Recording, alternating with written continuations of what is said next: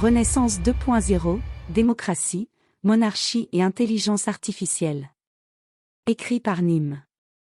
Ne soyez pas dupes de ce qui est appelé aujourd'hui démocratie. Selon le classement d'Aristote, ce que l'on tient aujourd'hui pour une démocratie, la loi du plus grand nombre, se rapproche plus en réalité d'une oligarchie, la loi d'un petit nombre. La démocratie véritable serait appelée aujourd'hui populisme, par une classe oligarchique qui a volé le nom. Le dernier système proposé par Aristote est le monarchisme que cette même classe oligarchique nomme dictature. La démocratie contre la liberté et le capitalisme. Pour Stuart Kauffman, la démocratie est le meilleur système politique permettant d'offrir la malléabilité nécessaire. La démocratie est peut-être de loin le meilleur processus pour résoudre les problèmes complexes d'une société complexe en évolution, pour trouver les sommets du paysage coévolutif, en moyenne, tous ont une chance de prospérer. Stuart Kauffman, Atom in the Universe. Mais d'autres pourront se questionner sur la pertinence d'un système démocratique pour garantir les libertés individuelles. C'est le cas de Hans Hermann Hoppe qui questionnera le bien-fondé de la démocratie dans son livre Démocratie, le dieu qui a échoué, où il défendra la cause de l'anarcho-capitalisme, avant que Peter Thiel ne résume de façon laconique son inquiétude face à une démocratie de plus en plus avare de liberté. Je ne crois plus que la liberté et la démocratie soient compatibles. Peter Thiel. Expérience intéressante proposée par Nick Land, tapez les mots-clés suivants dans la barre de recherche Google, démocratie capitalisme cote. Vous trouverez une myriade de citations de personnalités de gauche comme Chavez, Chomsky, Michael Moore qui mettront en lumière combien le capitalisme empêche la démocratie. Ça ne me semble évidemment pas couler de source, mais au moins les capitalistes et les gens de gauche s'entendent sur une chose, les deux ne formeraient pas un couple qui puisse satisfaire leurs attentes pleinement. J'adorerais voir un PDG ayant une réelle expérience de l'exécution stratégique dans une grande entreprise, un Elon Musk ou un Jeff Bezos se présenter contre Trump. Je ne pense même pas que l'idéologie compte tant que ça, une fois que quelqu'un de compétent aura accédé à ce poste, et ressentira un réel sentiment d'autorité et de responsabilité, l'idéologie commencera à compter beaucoup moins. Curtis Yarvin. Alors pourquoi pas un roi ou un saïo, comme le propose Curtis Yarvin dans sa vision d'un néocaméralisme? Élire un monarque est pour lui le seul moyen pour une démocratie de battre cette coalition oligarchique du monde académique, politique et médiatique qu'il nomme la cathédrale. Comme Nick Land le fera remarquer, cette coalition repose sur un système de pensée découplé de toute réalité scientifique, donc nécessairement générateur de chaos car incapable de produire l'information nécessaire pour le système. Il est intrinsèque à la cathédrale qu'elle gagne tous les arguments, car elle succombe par pure volonté de puissance à la réimposition de la sociologie argumentative. Ce faisant, elle détruit le capitalisme, l'entreprise et la science. Au terme de cette trajectoire, il déterre le contrat social oublié de la modernité. Nick Land, Science. Si Yarvin met en avant l'idée d'un monarque, il faut surtout retenir de son idée de néocaméralisme le but qu'il se fixe. Il veut des gouvernants responsables de leur bilan, non pas face au peuple mais face aux actionnaires qui ont investi dans le pays. L'idée est de s'assurer que le pays soit bien géré et non de façon démagogique. Quand on lui demande comment cela fonctionnerait en pratique, il répond simplement « Mettez Elon Musk aux commandes et il saura quoi faire ». L'idéal de Land et Yarvin se rapproche d'endroits comme Singapour ou Hong Kong. Seul problème, Singapour est un IQ shredder. L'île attire tous les plus gros QI d'Asie et même d'Europe, leur offre un cadre de vie avec de très hauts standards et ces gens ne se reproduisent pas. Le taux de natalité y est de 0,78 enfants par femme. Mais le problème de natalité sur les hauts QI semble généralisé dans tout le monde moderne avec une pression de sélection favorisant les gens moins éduqués et moins riches. En dessous de 2,1, le destin d'une nation est compromis, et si Singapour s'en fiche un peu car c'est par nature un melting pot, une vieille nation comme la France doit nécessairement avoir une approche différente. Nous avons besoin d'endroits comme Singapour qui vont concentrer les talents. Le projet de Musk de créer la ville de Starbase autour de SpaceX est excellent et pose les bases de ce qui pourrait constituer le pool de personnes qui coloniseront l'espace. Cela pourrait être un Singapour au cœur des USA qui aurait de facto un CEO pour la régir comme l'imagine Yarvin, et ce n'est pas anodin que Musk se soit donné pour titre Techno-King. Cela peut être bénéfique pour l'ensemble de la planète et cela peut faire des émules mais je ne crois pas que ce soit un modèle applicable partout, à toute échelle. C'est le reproche principal que je ferai à la pensée de Curtis Yarvin. Il livre ici une vision du monde pour QI de 150, sur le papier tout cela a l'air attrayant et ça pourrait parfaitement marcher à Singapour. Dans la vision de Yarvin reposant sur l'exit, si un sujet est mécontent il peut simplement aller s'installer ailleurs librement. Or cela ne prend pas en compte les attaches particulières d'un individu à une terre natale et à ses proches. Je n'irai pas jusqu'à appeler cela du marxisme réchauffé avec les groupes inversés, comme le fait la cofondatrice de Kiet Claire Lehmann, mais il est évident que Yarvin passe à côté d'un élément important. Démocratie, mœurs et information. On ne gère pas une nation comme on gère une compagnie et je conserve pour ma part une préférence pour la démocratie quand il est question de la nation car je crois plus en les mœurs qu'en un système autoritaire pour générer l'ordre. Je préfère vivre en démocratie au Japon plutôt qu'en dictature en Afghanistan car le Japon correspond plus à l'image de l'ordre que je me fais et l'Afghanistan à l'image du chaos. Plus que le système, ce sont les mœurs qui importent. L'ordre vient des mœurs, qui découlent de notre morale, qui découlent du sens qu'on donne à la vie et donc à nos actes. Je crois que le problème majeur de notre démocratie est sa façon de penser le démos qui vient lui-même de la façon de penser la nation évoquée dans un article précédent et que je développerai plus amplement prochainement. Renouer avec un point de vue correct de la nation, c'est retrouver une démocratie plus fonctionnelle. Une démocratie n'est possible que si certaines conditions sont remplies. Si les démocraties du Japon, Hong Kong, Taïwan ou même Singapour fonctionnent plutôt bien, c'est en partie parce qu'ils sont restés des ensembles ethniquement homogènes. Les sociétés les plus ethniquement homogènes sont aussi les plus à même d'être dotées de généreux systèmes de prestations sociales. Accepter une redistribution de ces revenus pour aider les gens dans le besoin est cognitivement plus facile lorsqu'ils nous ressemblent, car notre module de détection des tricheurs nous susurre à l'oreille que les risques d'escroquerie sont peu élevés. Les démocraties les plus stables semblent avoir plus de chances d'émerger dans des pays riches et ethniquement homogènes, ce qui laisse entendre que les individus se plient d'autant plus volontiers à l'autorité qu'ils estiment que les leurs pourront en tirer profit. Peggy Sastre, la haine orpheline. Une autre de ces conditions capitales est la bonne circulation de l'information qui amène à plus de négantropie. La multiplication de désinformation et l'entrave à la connaissance sont mortelles pour une société. Si cette désinformation vient directement du gouvernement comme l'histoire des masques de Sibeth Ndiaye pour cacher l'incompétence de ce dernier ou les faux tickets des supporters anglais de Darmanin pour cacher la défaillance de son organisation et l'attitude des locaux, ces gens prouvent qu'ils n'ont aucun respect pour l'information et ils méritent d'être retirés de tout poste de pouvoir. Mais on peut légitimement questionner la démocratie dans sa capacité à favoriser le mieux la liberté et l'ordre méritocratique. Dans sa nature même, la démocratie, mais encore plus le suffrage universel, revêt une facette égalitariste. Un homme une voix, chaque homme a le même poids indépendamment de ses compétences et de ses connaissances, ils sont considérés égaux. Alors elle va toujours tendre vers un ventre mou ne favorisant pas l'élitisme et la hiérarchie naturelle puisqu'elle peut devenir un instrument des médiocres, les plus nombreux dans toute société, pour empêcher les plus capables, une infime partie de toute société.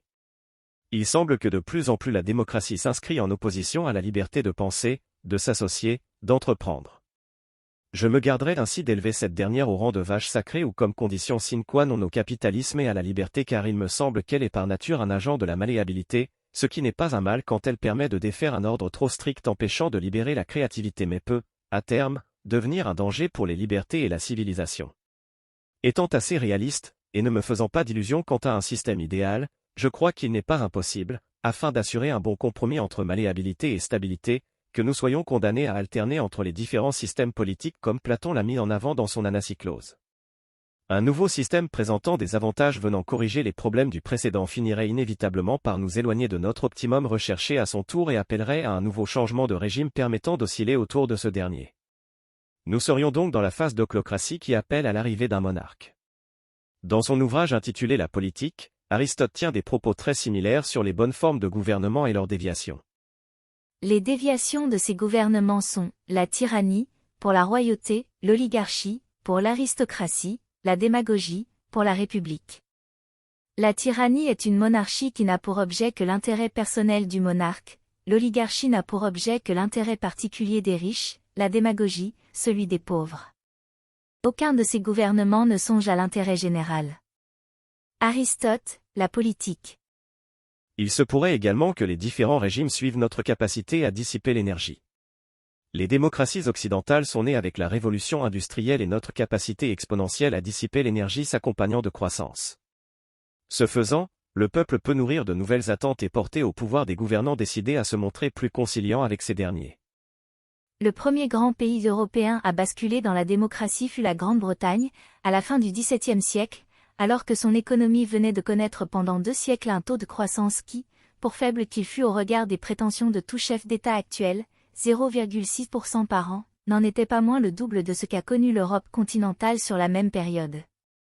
La généralisation à toute l'Europe de ce régime politique, qui laisse à la population une large voix au chapitre pour dire par qui elle veut être gouvernée, et donc provoque mécaniquement l'apparition de candidats surenchérissant de promesses de monde meilleur, coïncide un peu partout avec le développement de la machine à vapeur, et donc avec l'essor du PIB par personne, à la fin du XVIIIe siècle et au début du XIXe. Jean-Marc Janconvici, dormait tranquille jusqu'en 2100. Ainsi, peut-être que notre époque ne fera pas l'économie d'un césarisme si jamais nous échouons à trouver une énergie de remplacement sur le long terme pour le pétrole. Mais si jamais cela devait se produire, alors j'espère que ce monarque sera suffisamment avisé pour prendre en compte les quelques savoirs que je délivre dans cette suite d'articles. Nation démocratique et corpolis monarchique. Comme nous l'avons vu, les sociétés, les nations, les entreprises, les familles et les individus sont des structures dissipatives et, comme tout système auto-organisé, je crois qu'on gagnerait à trouver un mode politique qui favorise l'auto-organisation de ces structures. On le voit à l'œuvre aujourd'hui par exemple dans le phénomène qu'on nomme le white flight. Les gens choisissent d'aller vivre avec ceux qui leur ressemblent. Que fait l'État en réponse? Il impose des migrants partout, il impose des logements sociaux car il veut favoriser la mixité. La mixité est un autre nom pour l'entropie. Laissons les gens libres de vivre où ils le souhaitent. Je crois alors qu'il serait possible de faire coexister les deux systèmes démocratiques et monarchiques pour le meilleur. Voilà comment je vois les choses. Tout individu appartient à une famille et une nation, famille des familles, en fonction de sa naissance. Si vos parents sont français alors vous êtes français même en naissant en Angleterre. Les familles sont monarchiques puisque les parents sont responsables des enfants, et elles appartiennent à une nation qui dispose du droit de s'organiser comme elle l'entend. La nationalité ne reposant que sur la naissance, les décisions ne peuvent que porter sur les idées et la meilleure façon de gérer sa communauté de destin. Cela permet d'éviter les problèmes observés en Occident à l'heure actuelle autour du multiculturalisme avec les minorités défendant leurs intérêts et non des idées. La démocratie a du sens tant qu'il y a un demos et la démocratie me semble adaptée pour gérer une nation. La libre entreprise repose, elle, sur un marché libre. De la même façon que les familles sont des structures négantropiques qui appartiennent à la nation, les entreprises sont des structures négantropiques appartenant au marché libre. Le succès entrepreneurial peut alors conduire les multinationales à créer leurs zaibatsu. Le terme zaibatsu est à l'origine un mot japonais pour décrire les multinationales qui ont un pied dans de multiples activités. Mais il faut le comprendre ici selon la forme qu'elles prennent dans le roman neuromancien. Les employés travaillent pour un zaibatsu toute leur vie, chantent les hymnes de l'entreprise, bénéficient d'un logement de fonction et de funérailles. Elles ont leur propre service de sécurité protégeant les membres importants. Elles sont la forme d'intelligence dominante sur la planète, une structure indépendante des vies individuelles qui la composent. Leur sang est l'information. Dans le monde de Caïse, le pouvoir était réservé aux entreprises. Les zaibatsus, les multinationales qui avaient modifié le cours de l'histoire humaine, avaient transcendé les anciennes barrières. Considérés comme des organismes, ils avaient atteint une sorte d'immortalité. On ne pouvait pas tuer un zaibatsu en assassinant une dizaine de ses dirigeants, d'autres étaient prêts à prendre le relais grâce aux vastes banques de mémoire des entreprises. William Gibson, neuromancien.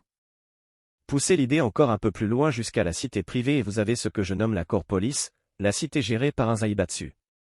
Des hotspots où le flux d'énergie les traversant est maximisé. Des concentrés chimiquement purs de négantropie. Elles peuvent accueillir des gens de différentes nations qui choisissent de vivre ensemble, unis par une des valeurs et une volonté commune définie par la corpolis. Ainsi, les nations comme les corpolis seraient libres de définir leurs conditions d'organisation et elles en seraient responsables. Les corpolis pourraient choisir d'aller, si elles le souhaitent, vers une monarchie fonctionnant sur le principe proposé par Curtis Yarvin. Une corpolis pourra donc être élitiste, hiérarchique et se fixer des buts précis mais elles reposeront sur le libre choix mutuel d'y appartenir ou non. À l'inverse, Twitter pourrait avoir sa propre corpolis anarcho-communiste avec ses propres règles internes et ses propres buts. Inégalité, égalité et thermodynamique. Comme je l'ai dit, une entreprise comme une nation sont des structures dissipatives obéissant aux lois de la thermodynamique. En tant que structures dissipatives, elles sont des systèmes thermodynamiques ouverts qui vont naturellement s'éloigner de l'entropie, donc de l'égalité. Plus elles vont être efficaces, plus les inégalités vont grandir. Or, on sait que la sélection naturelle va favoriser à la fois les individus les plus égoïstes et les groupes les plus altruistes. La démocratie au sein d'une nation pourra alors constituer un moyen de prévenir l'égoïsme de ses élites et favoriser l'altruisme qui réduira les inégalités. Pour une corpolis, c'est différent. Les individus font le choix librement consenti de les rejoindre et tous les gens regardent vers le même but.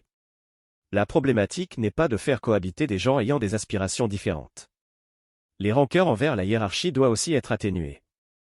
Ainsi elle pourra mieux supporter l'inégalité. De plus, les plus haut placés dans la hiérarchie devraient naturellement être plus enclins à l'altruisme avec des gens partageant un même but et réduire d'eux-mêmes ces inégalités. La démocratie présente des inconvénients mais reste le plus mauvais système à l'exception de tous les autres, pour gérer une nation à mon sens.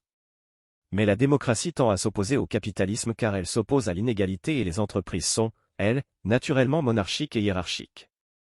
Une entreprise devenant suffisamment importante pourra devenir une corpolis et créer sa propre cité gérée par le CEO tel qu'imaginé par Curtis Yarvin. Elles seront nécessairement élitistes et hiérarchiques car elles reposent sur le libre choix mutuel d'y appartenir ou non alors que la nation relevant de la naissance est subie. Des systèmes démocratiques nationaux pourraient alors cohabiter avec des systèmes monarchiques locaux incarnés dans des corpolis, pour l'instant. Quid de l'intelligence artificielle? Je parle ici du présent immédiat. Mais je crois que l'anacyclose n'est jamais que la conséquence du système cybernétique qui gère la structure dissipative qu'est la société humaine. Le technocapital lui-même est une structure dissipative avec son propre système cybernétique. Ma conviction profonde est que ce que nous appelons intelligence artificielle sera l'intelligence centralisée du technocapital. Son cerveau. Nous ne sommes jamais que son système nerveux qui le nourrit en données à traiter. Comme le pointe Max Borders, un CEO, ou un roi ne sera jamais assez intelligent pour concevoir, gérer ou réparer un système adaptatif complexe en monarque absolu. D'ailleurs, de plus en plus d'entreprises se tournent vers des philosophies de gestion évolutive qui ne nécessitent pas un super cerveau exécutif pour fonctionner. Les entreprises sont évidemment elles aussi des structures dissipatives. Il est donc évident que cette approche est plus adaptée à un système auto-organisé tendant vers un but, et ce dernier point est le plus important. Ces compagnies se fixent des objectifs et choisissent des KPIs, Key Performance Indicators, pour mesurer leur progrès. Mais si des compagnies évoluent vers de nouveaux systèmes car ils mesurent sa plus grande efficacité, alors un gouvernement comme Yarvin l'imagine le fera aussi et le but d'une compagnie comme celui d'un gouvernement doit être la maximisation du flux d'énergie et de matière la traversant, ce qui est corrélé au bonheur de ses agents. Et c'est pourquoi la définition claire de ce but est plus importante pour moi que la façon de l'atteindre qu'on peut trouver par essai-erreur en laissant cohabiter différents systèmes et avec l'aide de l'IA, qui sera le véritable monarque. Mais même avec une IA, le plus important est l'information avec laquelle on la nourrit collectivement, elle est donc aussi grandement démocratique. Cet audio vous a plu? Abonnez-vous à notre chaîne afin de recevoir tout notre contenu et soutenez-nous sur Tipeee, le lien est dans la description.